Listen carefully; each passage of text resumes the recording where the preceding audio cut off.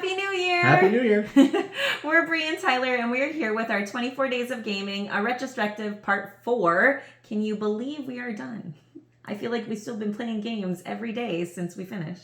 Yes, we're about a week late on this, and that past week has been filled with a lot of other games. Lots of games that we've played and enjoyed and had a great time sharing that time with our family and friends, which is really what this was all about.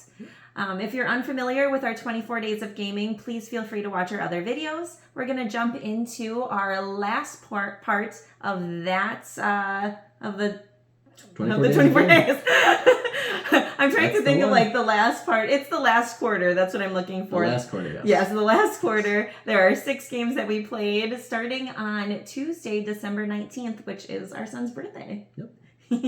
On that day, we played as a family, the 4 of us, and we played War Chest. Ooh, look at how beautiful this game is. I love when it opens up. It's so pretty. It's a chest. It is a chest. It's called War Chest. And it is a great game. This is a 2v2 game, which we played girls versus boys. Mm-hmm. Gotta say girls won, of course. We had to let you win. I couldn't even let my son win on his birthday. I'm so mean. This game is super fun. And not only do we play this game, but we played it with its 2 expansions. We have the Nobility expansion. And we have the Siege expansion. And this is our first time playing with these expansions. It was our first time playing with those expansions, for sure. This game is, you are divided into teams, obviously. And there are, how many different characters are there? Gosh, there's quite a few. There's quite a few different characters. They're from anywhere from an archer, crossbowman, a knight. There's a siege tower. There's golly geez. Okay, fine. The siege tower comes with siege. There's a whole bunch of different characters. You get 3 randomly given to you on your turn or on the start of the game, and those characters all let you do special actions. They all have their own thematically appropriate actions that they can take. I think if I was to guesstimate, I think it's 16 different unit types in the base game. And I think both of these games added another 4. So I think so total, when we were playing with 24 different types. But you only play with 3 per person. Correct. In a 4-player game, 2v2 game, it's 3 per person, we say? Yeah, 3 per person. That's 4, I think, in a 1v1 game. Yes, so then you have 8 characters. So it is worth noting that this game is exclusively either a duel type game or a 2v2 type game. Mm-hmm. This game is also a coin building game. Like, what would you call that? It's a big. We've had a term for this. Pool drafting. No, pool building. Or bag building. Bag building. Maybe. In any case, you get these coins that represent your characters, and those coins let you do special actions with the character if they're laid out on the mat or the map. You are attempting to what's it called? Control or capture different locations on the map, and if you control or capture, I think it's 7 of them, then you win. The 7th one, something along those lines. Yeah. In any case, it's a very interesting game because you are playing the specific characters that you're dealt, and the expansions do add a little bit of new rules and excitement to the game itself. So like Nobility added, they're called edicts, which just gives you some special one-time actions that you can use throughout the game. And then Siege obviously added the siege engines and also added fortifications to the game, which just makes some areas harder to capture. Ultimately, it was a great game. It was our second time playing as a family. We have played it in our leagues before, and it's just super fun. We have a really good time playing it. It is a 45-minute, I think is what it says. Yeah. But I would argue it sometimes can take a little bit longer as you're fighting over certain spots of the game. So otherwise, that was War Chest we played on. Very fun game. Would always recommend it. That one's AEG. This week, you're going to see a lot of AEG games that we talk about that we played over this week because we did play. We did play quite a few this week. Oh my gosh, I forgot. I think that was half our games. Yeah, absolutely. After War Chest, we went over to play Scythe. And since we're just talking about AEG, this is a Stonemaier game. And we have a couple other Stonemaier games in our collection, at least 2 or 3, I think. And I think they are getting, not that they're getting more popular, but people really enjoy Stonemaier games. Now this is a big game. I know it's a decent sized box. We have bigger. I mean, every delta. But that's true. This game, Scythe, I imagine most people have probably heard of. Potentially, I mean, if you're into gaming. Yeah. Yes, this is one of those board games that are quite prevalent. I feel like in the board gaming community, where everyone talks about Scythe, and we kind of have held off on picking it up for a long time. We did, yeah. And ended up picking it up a couple months ago, I think it was, and had our first game almost right after we got it. Loved it immediately. I'm like, God, this game is definitely something that we're bringing back in for this to get a second playthrough. So this was our second playthrough that we played with two friends. So we did play at 4 players. 4 player, yep. And now Scythe is a 4X game, which 4X stands for explore, expand, exploit, and exterminate. Yep.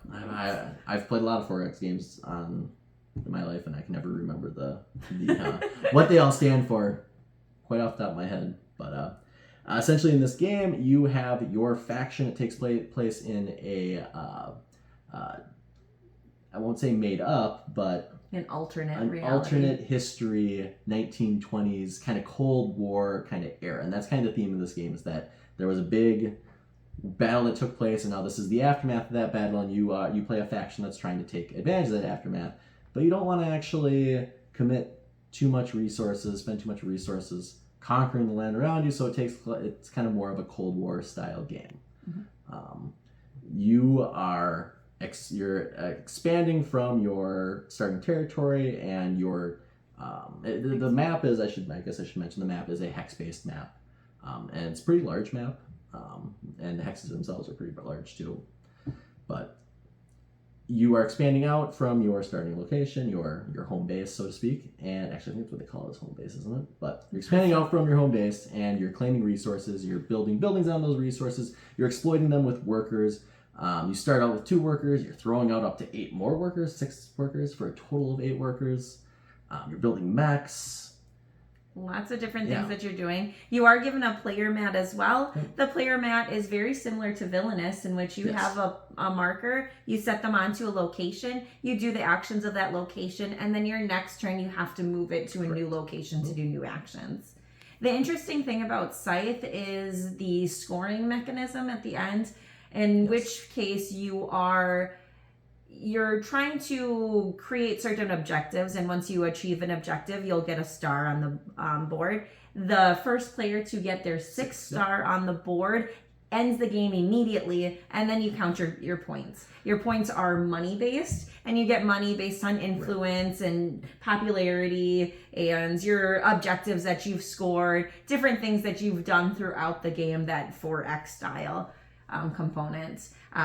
It's a great game. There's lots of complexity to it, and I think they've done a really good job in putting a good game together that we've thoroughly enjoyed. Lots of complexity, but I think once you get into it, it's a game that really flows really well and is easy to understand what's actually happening. And it's one of those games that looks intimidating, but once you get through your first couple rounds, and the game even encourages you to do this in the rule book. It literally says, don't read these rules. It says, start off, or just jump into the game, start pushing some buttons and flipping some switches and see what happens. And I think for a game like this, that works really well. I think so. It really helps learn it. Yes. They do give you a guide as to what to do your first couple turns too, which I think is great. Yep. It's a 1 to 5 player game. There are expansions to make it more players, and we're excited to play some more player games because we really do like that game. And there is actually a sequel to this game. I want to say it's called Encounters. You told me Explorers. No, Encounters. Oh, I'm pretty sure it's called Encounters. We'll have to look that one up. Yes, and that one looks pretty interesting as well. But anyways. That was Scythe. Yeah. After Scythe, we moved on to our next AEG game. Oh my gosh, I'm dropping them all. Our next AEG game, yep. So then we played the Guild of Merchant Explorers. This game, we've actually played, I think this is our second playthrough too. I'm sensing a theme here. Well, so one thing to know about our AEG games is a lot of our AEG games we only got relative, like in the last, I think we picked them up around June. A good chunk of the AEG games that we have. May. No, it was May. Right. Sorry. Yes. It was May. It's going to be May. Yeah, it's got to be May. Oh my goodness. Yes. But in any case, so with that, we had gotten quite a few of their games, and we've tested them all out. We've thoroughly liked a lot of the games, if not all of them, I would say. And the Guild of Merchant Explorers is one of those games that we've played before. This is a game in which you are exploring the four corners of the kingdom of Tagome, which is just a fun name. Really and I'm like really excited about that. But of course, you're a merchant explorer hired by the queen to explore the kingdom. You get different cards that are drawn, and you can explore based on the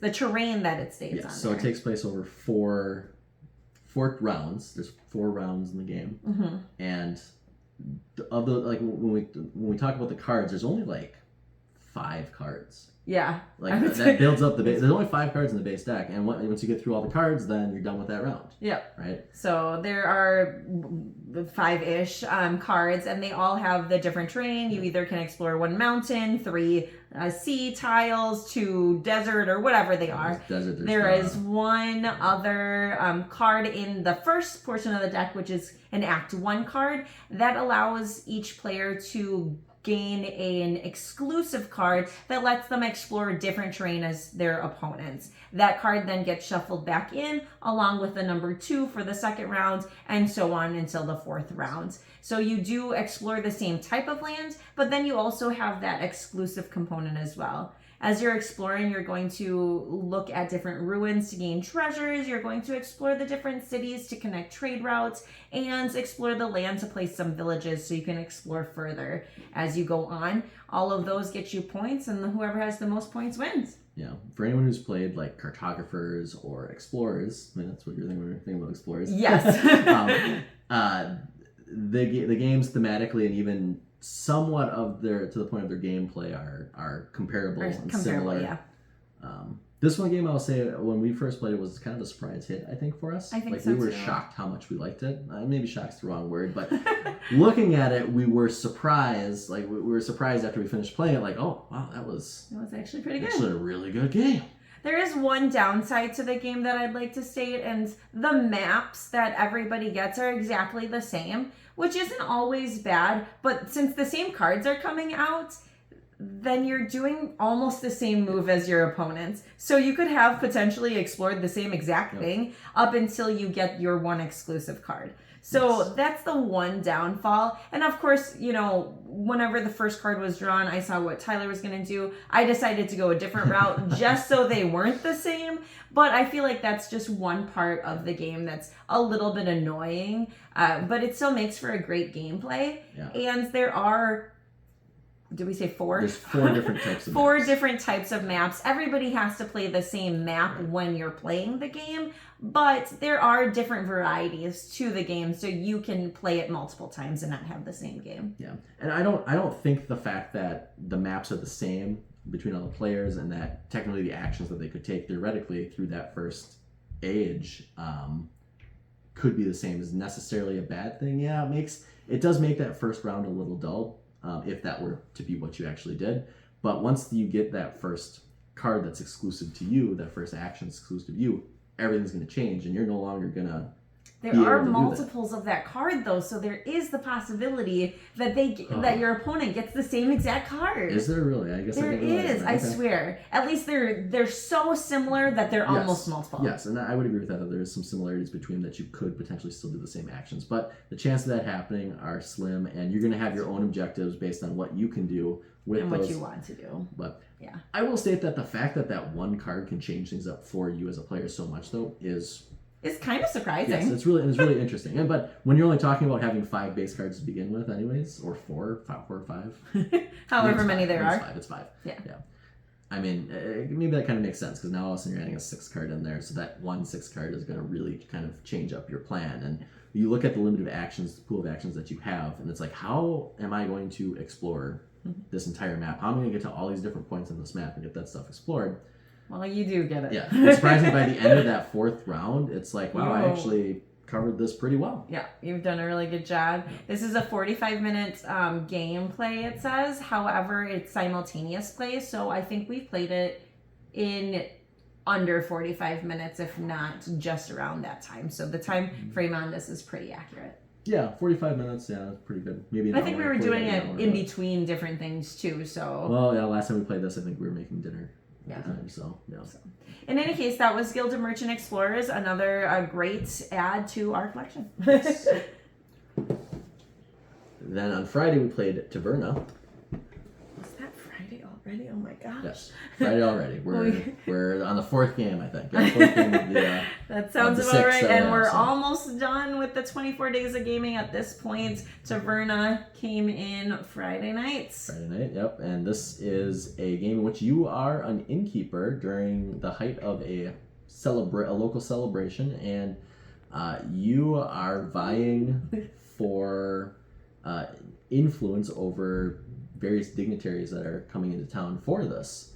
And by doing so, you're gaining influence in different taverns around the area, and you are trying to direct your customers as an innkeeper to these taverns as their patrons. That's really the gist of this game. Is there anything else you really say specifically about how it's played? I mean, until we get to the scoring, which kind of is an interesting aspect of it. It was an interesting game, I do have to say. You are essentially just drawing the cards and sending the people out to the taverns, and then you get to do different actions. Honestly, it wasn't that... gosh, I'm looking at this right now. It says 12 plus, and I don't feel like it was that... There was that much thought to it. Yeah. There is some thought as to you want to gain influence with the certain different types of characters, which there are 4 or 5. That's a good thing to point out, is that when we're talking about the patrons that you're sending to these taverns, there's 4 different types of them. You have your monster patrons, your human patrons, your elven patrons, and your dwarven patrons. And as you send those out, you gain influence with those specific races, and then that actually gets into the scoring portion of the game. Then, where in a 3+ player game, 2 players a little different because you end up having 2. But in a normal game, you have one race that is considered like the king's favorite race, or the king's favored race, and you want to score the most influence on that, so that way you can score. You can pick your objective to score first, and that leads us to the next point. No 2 players scoring the same objective in this game. Right. There's 5 different objectives that you score at the end of the game, and you are selecting which objective you're going to score based on your influence with these different races. Yes.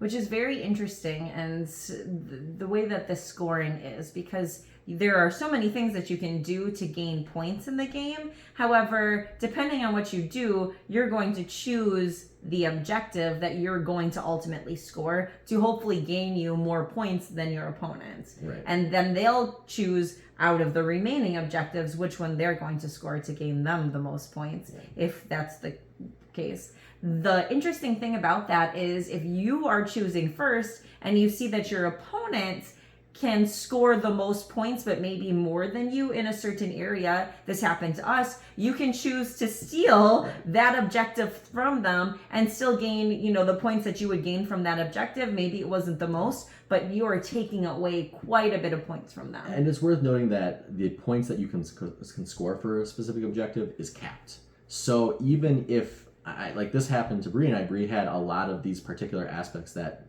to score this particular objective, and I had enough still to cap the maximum points for that. So I ended up being able to pick the objective first. So I took that from Bree because I knew she needed that objective to score, and I still was able to benefit fully from that objective. Right. So then I was able to score next. I took the one that he had the most of, so that way, we could kind of balance it out. It was a very interesting scoring mechanism. Not sure I'm 100% in favor of it. However, I thought it was very interesting and different, especially for this game where the gameplay was kind of dull. Yeah, I wasn't the most impressed by it. I didn't hate it. I didn't dislike it, but I've heard around the grapevine that Taverna has been compared to another game which we are familiar with and we enjoy called Red Dragon Inn, and that it's potentially a better Red Dragon Inn, but honestly playing through it, I didn't see much comparison between the two games, except for perhaps the theme. Yeah, really just the theme. You're going to a tavern, and that's it. But in this game, you're the innkeeper sending people to the tavern, and in Red Dragon Inn, you're actually at the tavern playing and drinking and having a good time.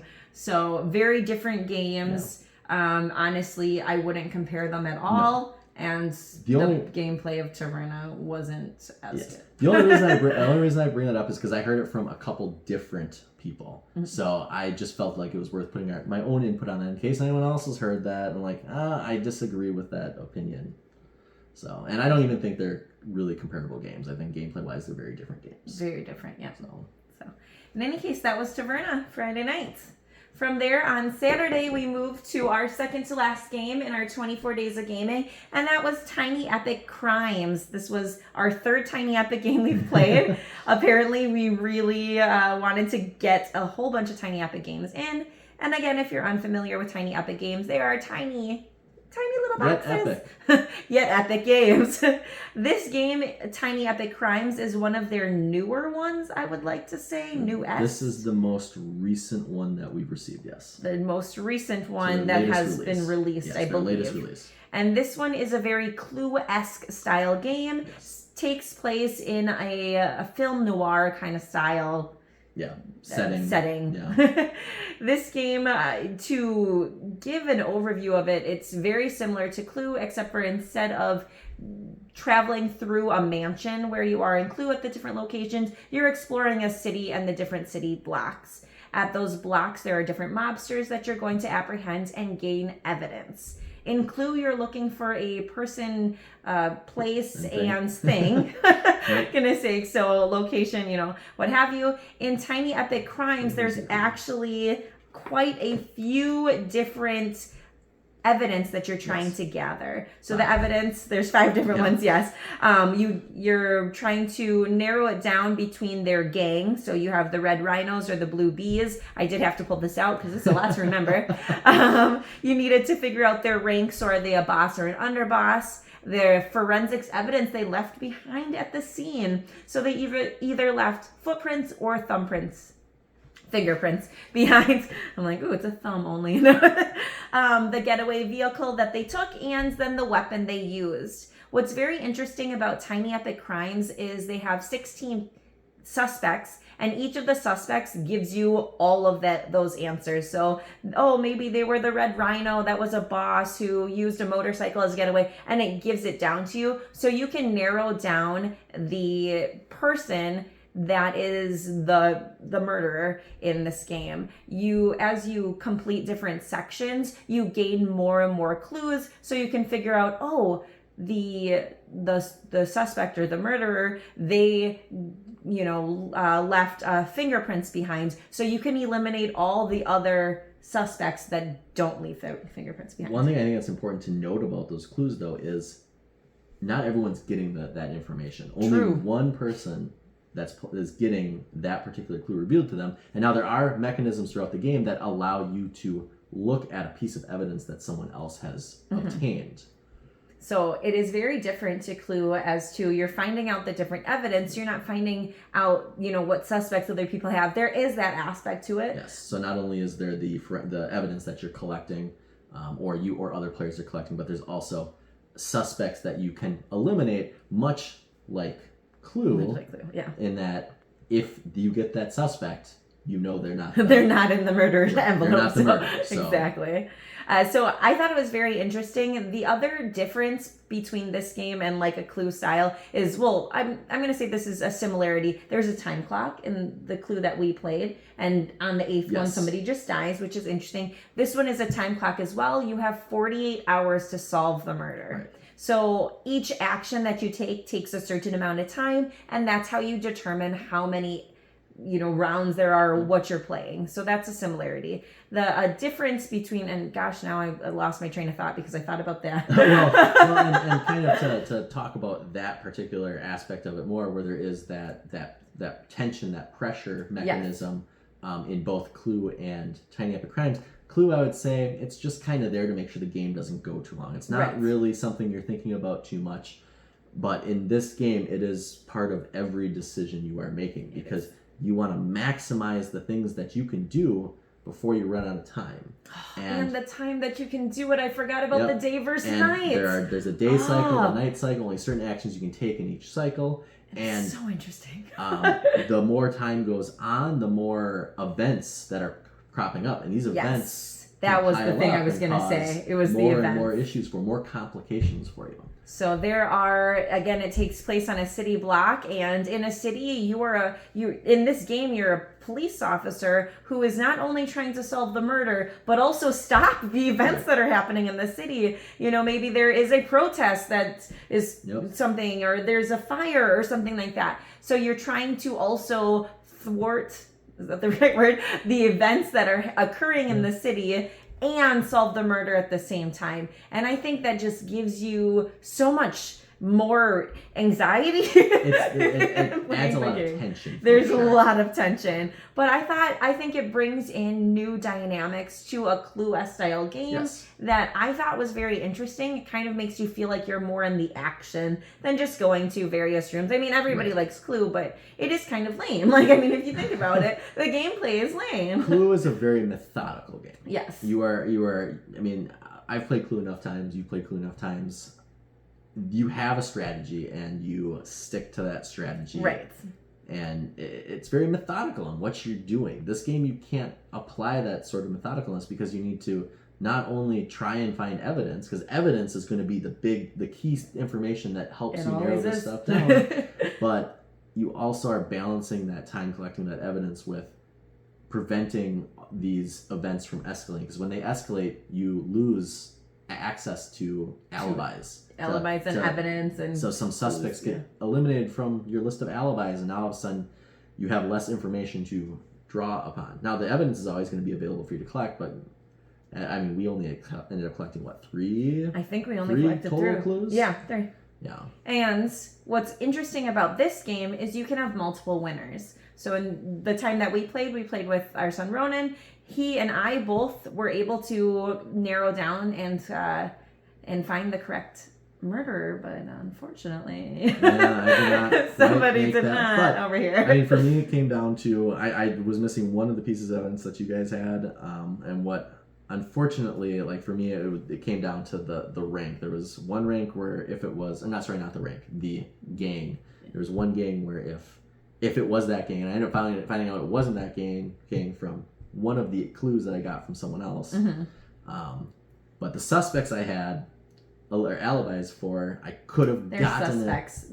When you have the suspect, it tells you that they have an alibi. Right. Yeah. That's what I'm saying. Like that. So you have the suspects, and they have alibis. So you have the alibis for them, and I could have eliminated if it was the other or if it was the other game. But, so I did think that was fun. At the end of the game, you all get to choose who you think the murderer is, and then you reveal it. This game also has those secret components. Let's see if I can find it real quick. But it has those like red, this. yeah, the red reveals, the red reveals, which is pretty interesting, and that's how you find a lot of the clues. They have a little card that everything's in. So very interesting game. I actually really did like this Tiny Epic game as well. We tend to like a lot of their games, so I'm excited for more releases. But Tiny Epic Crimes, I do want to try again and play again. Yeah, it's a fun game, and it's a really 30 to 60 minutes. Yeah, what do you think?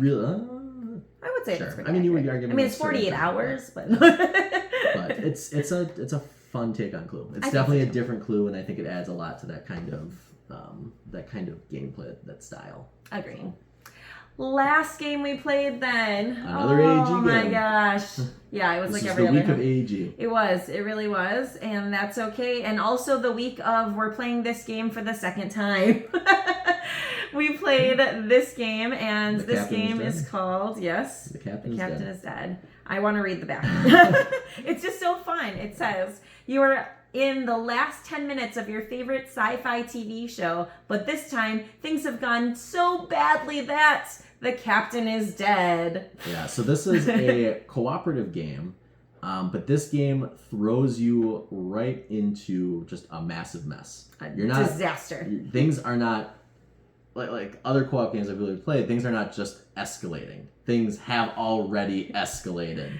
This game, you are, obviously, your captain has died. You're on a spaceship, and there is an alien hostiles that are taking over your ship. You have different components of your ship that have gone offline. You're trying to fix it before the aliens take over, and all sorts of crazy things that go on a ship when you have just essentially been destroyed and your captain died. You are on a sinking ship in space. You are on a sinking ship in space. You're doing everything you can to patch up the holes, take back control of it, fend off any alien invasions during the time, as well as until you can repair the jump drive and just get out. Get away from the GTFO, you know what I'm saying? Everyone's playing, is playing a different character. There's a lot of different roles. There are a lot of different roles, every role has a different ability, that they're good at.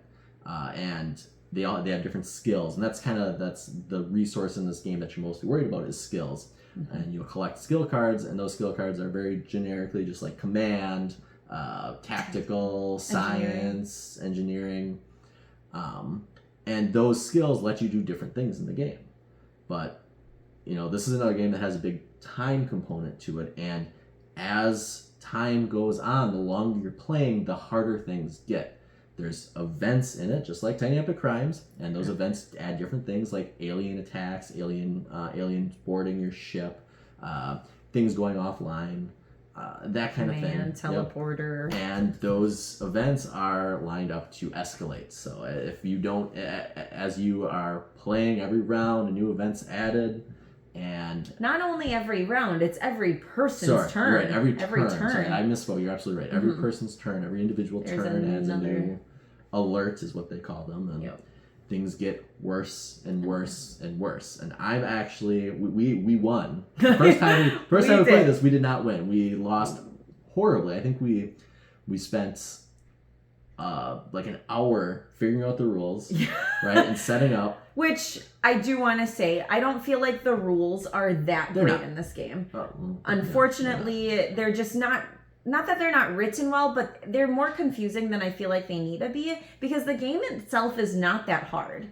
No. You're using your skills to repair things, and you want to repair the jump drive to get out, and then thwart off all the other crazies. The things you're doing are simple and self-explanatory. The board does a good job of laying everything out of what you are doing. So. But the rules are not very clear. I think they needed better pictures. This goes here for setup, because that was confusing, and to explain it. There are some fun things in the rules and things that I really do like that they say and things like that, but otherwise, I feel like they probably need to alter the rules just a smidge.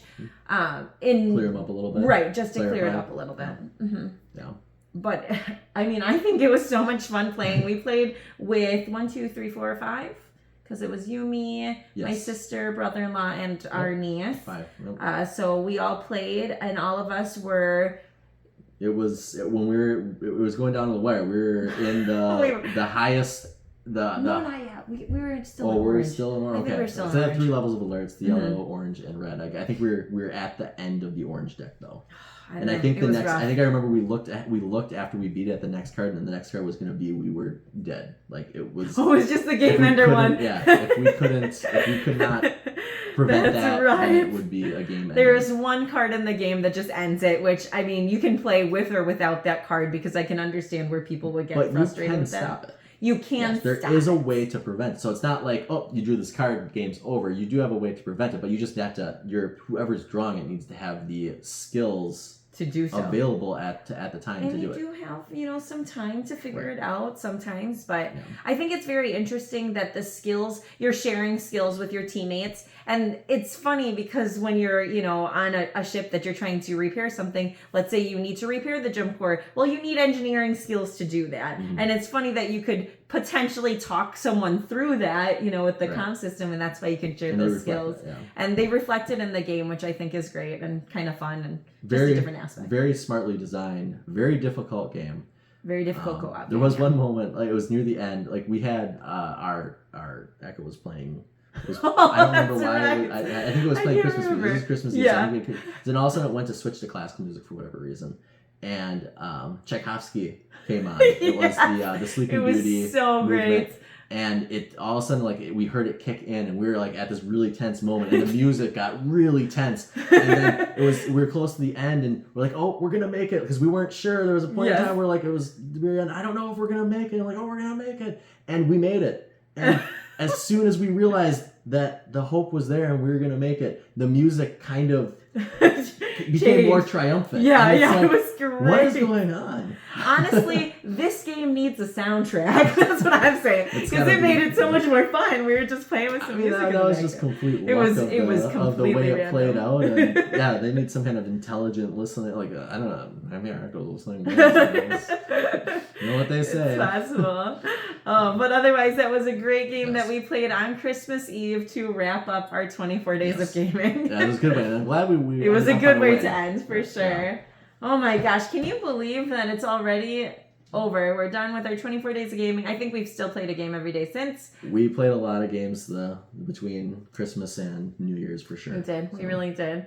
But that time in December is just a really good time for us to not only get to play with ourselves, but also our children and our friends, and try out some games that maybe we have in our backlog of games. Play some games for the second time, apparently. Revisit some new favorites.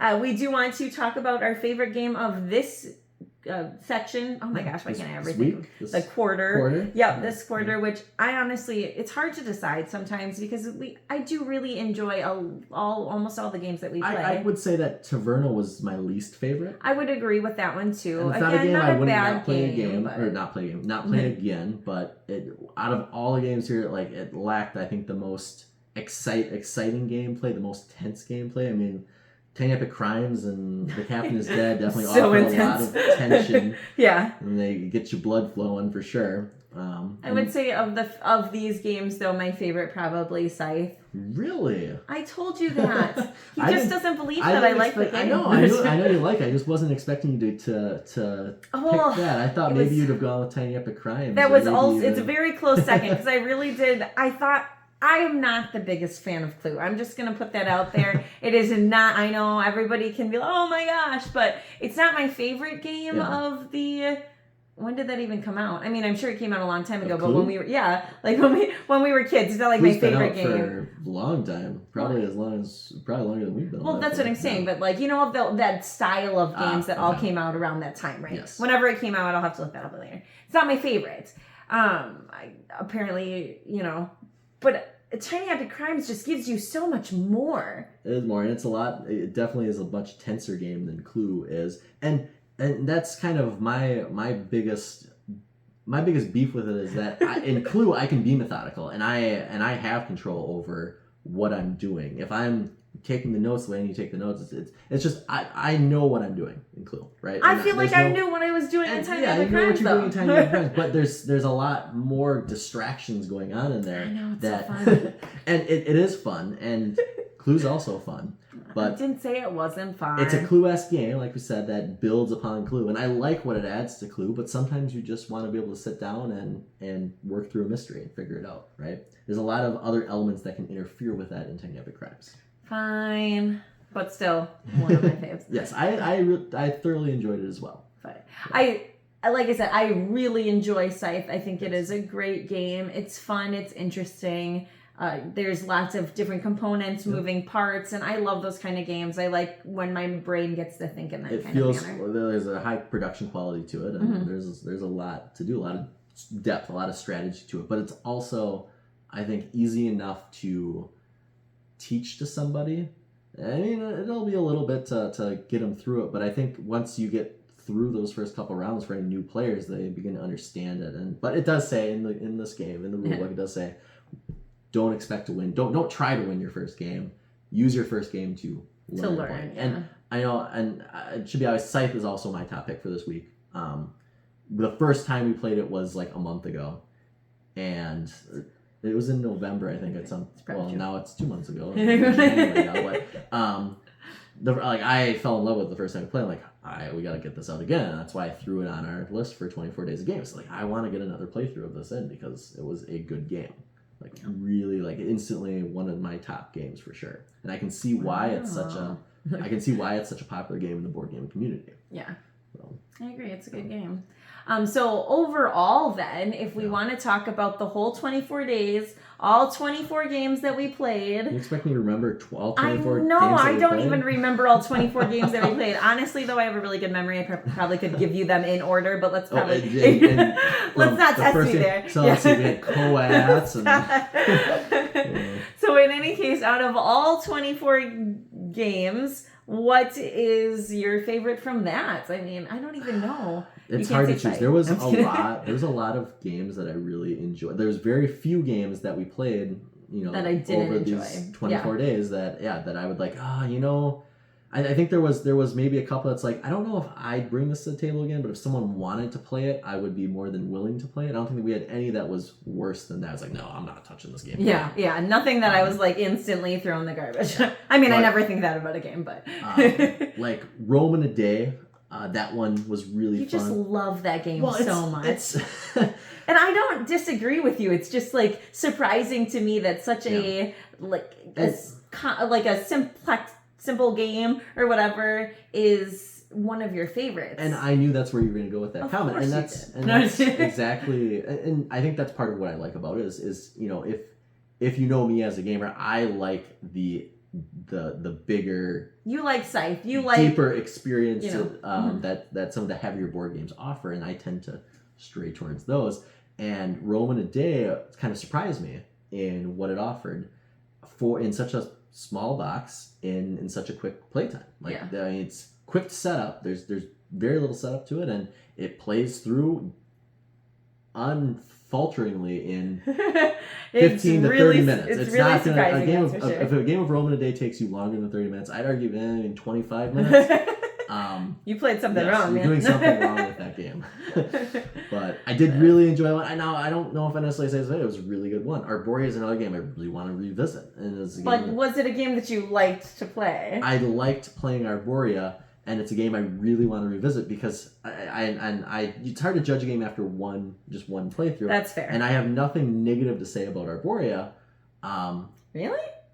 That I can remember. Let's go back to the tips. No, go back. Maybe there are some negative aspects. I'm just kidding. I liked Arborea too. I thought it was interesting. There's some weird stuff to it, but I need to play it again to really to figure out how positively of a spin I want to put on it. That's fair. I did really like World Wonders because you just can't get over those little wooden high quality production. Oh my gosh, they're just so cute, and I loved it so much. And Meadow I loved. I think I heard there's actually an expansion coming. No, there's not an expansion to World Wonders. Adds Terracotta Army. Wait, was that not in there? That wasn't in there. No, it wasn't. I'm trying to remember the other ones I saw, but I don't remember how many. I think maybe it adds eight more wonders to it. God, they're just so pretty. I want it. It's such a beautiful game, and I think that for a history buff like myself who just likes those style games and everything around that time period, it's just so beautiful to see. You're playing with a little, it's just fun and it's puzzly, and I do enjoy puzzly games from time to time. So Meadow was also a really great one. I think you like that one more than I did. Not that I didn't like that game, and I definitely would want to play it again.